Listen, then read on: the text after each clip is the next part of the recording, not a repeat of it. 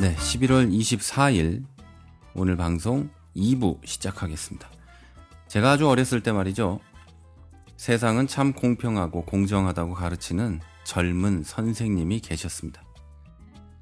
그 어릴 때는요, 저 그렇다고 믿었습니다. 불행은 거기서 시작됐죠. 정말 믿었던 겁니다. 그걸 믿으면서 쭉 살았었죠. 시간이 지나고 제가 그 선생님의 나이가 됐을 때 알게 됐습니다. 그 선생님도 알고 있었겠지. 전혀 그렇지 않다는 걸. 교과서가, 세상이 아이들에게 그렇게 가르치라고 하니까 알면서도 그렇게 가르쳤겠지. 그렇습니다. 우리가 학교에서 배운 것처럼 세상은 공정하지도 공평하지도 않습니다. 많은 사람들이 꿈을 꿨습니다. 일을 한 만큼의 대가를 받으며 살자. 모든 집에서 돈이 없어서 굶는 사람이 없게 하자. 그러나 여러분, 그렇게 잘 산다는 미국도, 독일도, 한국도 굶는 사람은 있습니다.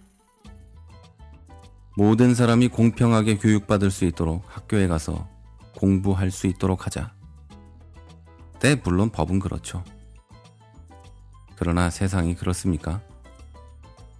누구에게나 공부할 기회는 주어져 있지만 누구에게나 공부를 잘할 기회는 주어져 있지 않는 게 현실입니다. 누구나 학교는 갈 수 있지만 누구나 같은 조건에서 공부할 수 있지는 않죠. 어떤 아이들은요, 학교 끝나면 학원에 가고 부모님의 서포트를 받아서 열심히 공부할 수 있고, 어떤 아이들은 좋은 선생님 밑에서 좋은 학원에 다니면서 좋은 학교를 다니면서 공부할 수 있지만, 어떤 아이들은요, 전혀 그렇지 않죠.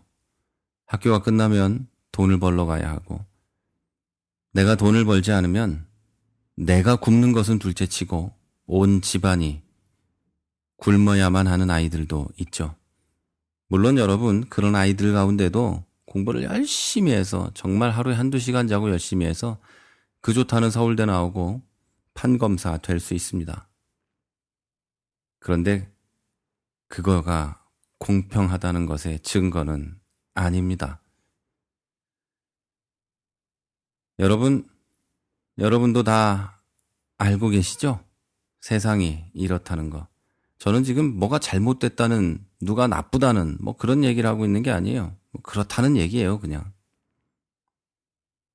요지는요, 우리들 모두는 공평도 공정도 없는 세상에서 살고 있다는 겁니다. 단 조건이 있습니다. 내 입장에서 생각할 때 말이죠. 세상 모두는 내 입장에서 생각할 때 불공정하고 불공평한 세상에 살고 있습니다. 나는 누군가에게 부당한 대우를 받고 있다고 생각하고 있고요. 나는 항상 불공평한 세상에 살고 있다고 생각합니다. 그러나 나보다 훨씬 더 불공평한 대우를 받고 있는 누군가에 대해서 우리는 생각하지 않습니다. 그들은 공정하게 대우받고 있다고 생각하죠. 그들은 공평 가운데 살고 있다고 생각하죠. 마태복음 20장 1절부터 16절에 보면은요, 일꾼의 비유가 나옵니다. 거기에 보면은요, 예수님께서 그 비유를 통해서 공평에 대해서 가르치고 계시죠. 인간은 누구나 자기의 입장에서 자신이 수고한 것에 맞게 보수를 받기를 원합니다. 그 내용 다 아실 거예요. 몇 명이 먼저 일했고 몇 명은 나중에 왔는데 나중에 주인이 돈을 지불해 주는 걸 보니까 다 똑같이 주더라. 이런 얘기인데, 먼저 와서 일한 사람들이 나중에 불만을 얘기하죠. 왜 쟤하고 나하고 똑같이 받냐? 이렇게 할 때 주인이 얘기하죠. 내 맘이다. 네, 그 내용인데요. 그걸 보고 우리는 이렇게 생각해야 됩니다. 아, 이것이 공평이구나.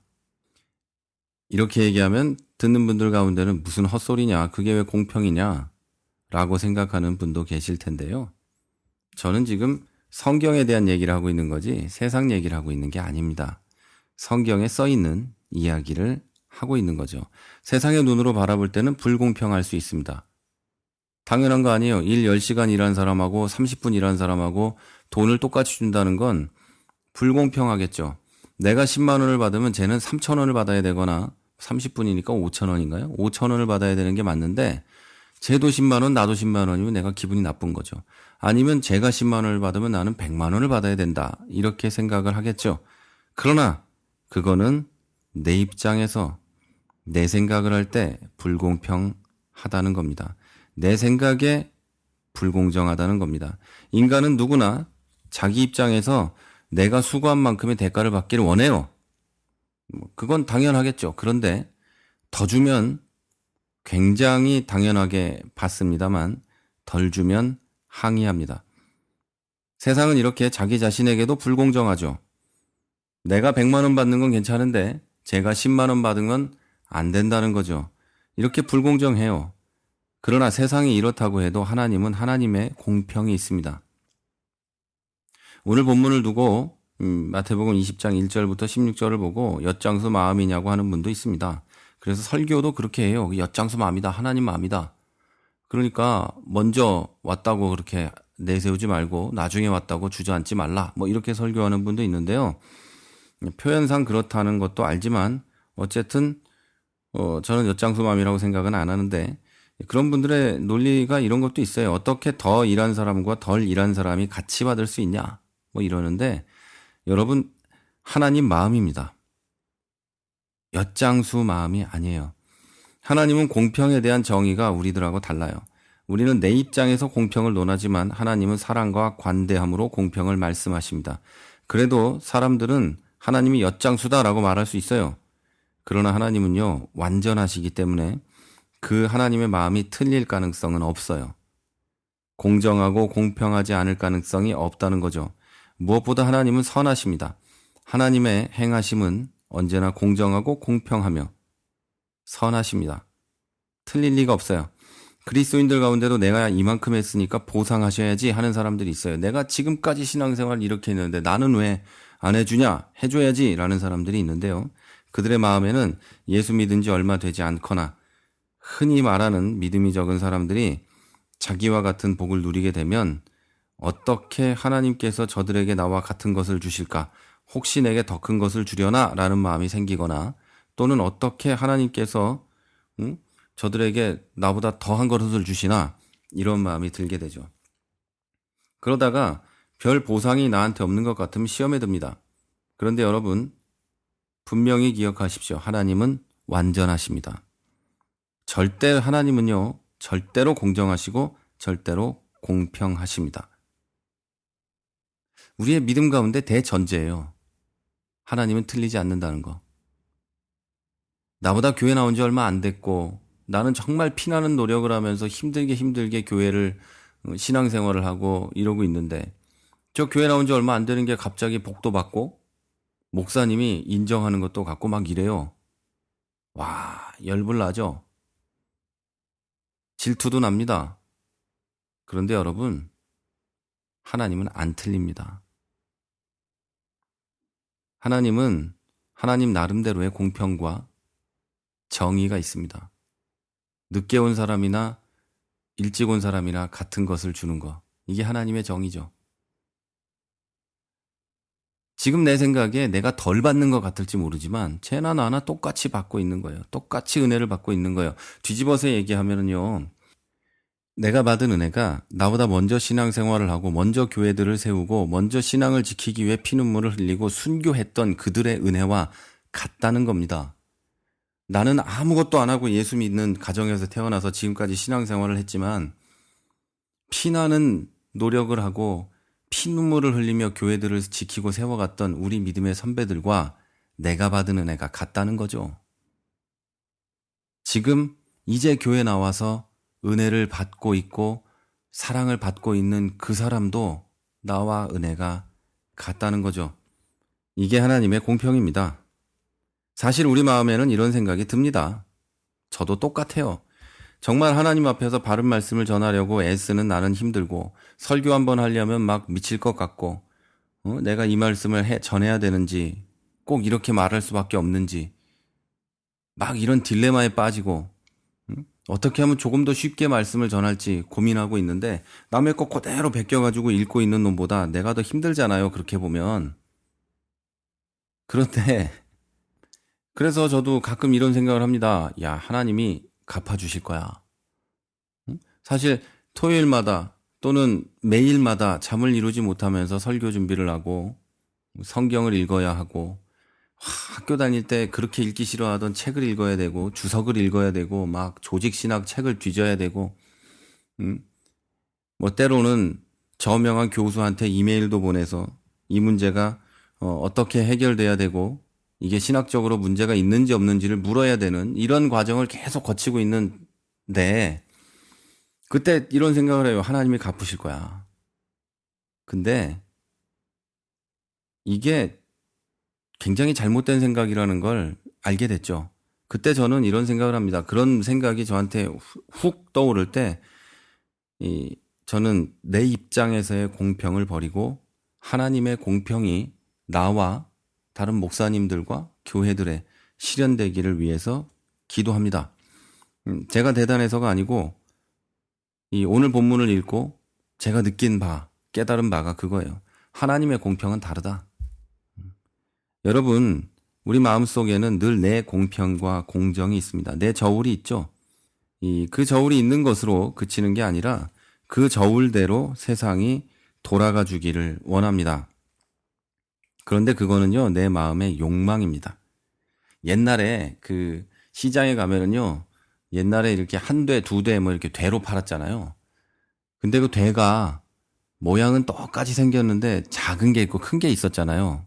그게 무슨 말이냐면 돼 안쪽을 말하자면 그 돼 안쪽을 위로 올려서 만들어 가지고 조금씩 들어가게 이렇게 만드는 분들도 계셨단 말이에요. 그러니까 한 대를 샀는데 사실은 한 대보다 조금 모자라게 사는 그런 경우가 있었죠. 이제 그런 분들은 자기의 저울이 내 되가 다른 사람들에게 다 적용되길 바랬던 거였겠죠? 이렇게 심각하게 이렇게 갖다 붙일 거는 아니지만 이해가 쉽기 위해서 말씀을 드렸는데요. 그런 거는 내 욕망이에요. 그 나쁜 짓이에요. 여러분 그런 욕망은 버려야 돼요. 내 저울이 온 세상에 관철되길 바라지 마십시오. 하나님의 저울이 온 세상에 관철될 수 있도록 기도하십시오. 이건 무슨 말이냐면 하나님의 은혜가 나보다 늦게 된 자들, 그리고 나보다 더 열심히 없는 자들, 나보다 모자란 사람들에게도 나와 똑같이 적용될 수 있도록 기도해야 됩니다. 그래서 저는 그런 마음으로 이렇게 기도합니다. 주일날 예배 끝나고 축도하면서 이렇게 기도합니다. 지금 이 자리에 예배드리지 못한 모든 영혼에게, 지금 이 자리에 있는 모든 영혼에게 주신 은혜와 똑같은 은혜를 주옵소서. 이렇게 기도합니다. 왜요? 하나님의 은혜는 모든 사람에게 그렇게 공평하게 주어져야 하기 때문이죠.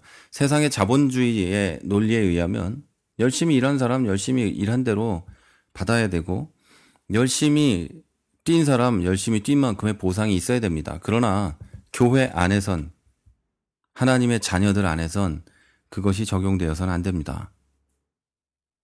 우리들 모두에게 똑같은 은혜가 있어야 되고 우리들 모두에게 똑같이 하나님에게 봉사할 수 있는 기회가 주어져야 되고 교회 안에 있는 모두에게 하나님 앞에 기도할 수 있는 기회가 주어져야 합니다. 이건 당연한 겁니다. 여러분, 우리가 알아야 할 분명한 것은요. 하나님은 본문의 포도원 주인처럼 한없는 자비를 가지고 계신 분이라는 겁니다. 내가 아무것도 하지 않을 때, 내가 아무것도 아닐 때 하나님께서 나를 부르시고 나에게 은혜를 주셨던 것처럼 하나님은 공평하십니다. 이게 참 이해가 안 되실지도 모르는데요. 그게 하나님의 공평이에요. 일을 덜 했다고 해서 굶어야 하는 법은 없습니다. 일을 덜 했으면 굶어! 뭐 이런 법은 없는 거예요. 그런 것처럼 하나님은 조금 부족한 사람도 정말 열심인 사람과 같이 사랑하시고 은혜도 주십니다. 이것을 보고 삐지거나 시험에 드는 것은 말씀드렸죠? 내 저울이 있는 거고 내 저울이 온 세상에 적용되길 바라는 거고 그것은 욕망이다 라고 말씀을 드렸죠. 그걸 버려야 한다고 말씀드렸죠. 이와 같이 우리들보다 훨씬 하나님 앞에서 바른 사람들도 훨씬 더 열심히 주를 섬긴 사람들도 우리들하고 똑같은 은혜를 누리며 살고 있습니다. 다르지 않아요. 성경은 분명히 하나님의 공평은 다르다고 가르칩니다. 우리의 생각과 다릅니다. 여러분, 하나님은 절대 틀리지 않습니다.